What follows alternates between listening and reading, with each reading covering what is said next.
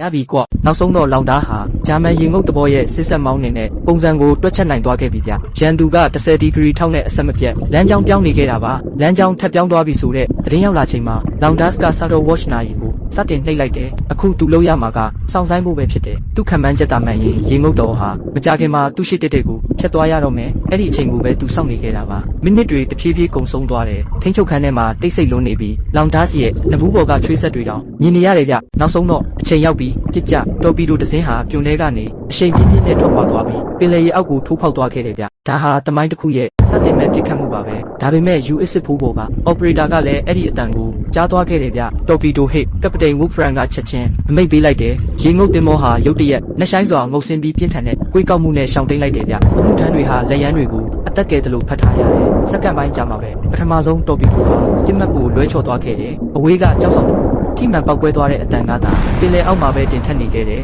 ဒါပေမဲ့လောင်ဒါစ်ကတော့မပြီးသေးဘူးဆိုတာသိနေခဲ့တယ်ပတ်စစ်မှာအပြက်ကိကြတော့မှမို့စောင့်မျှော်အားပေးကြပါဦးမိတ်ဆွေတို့ရေ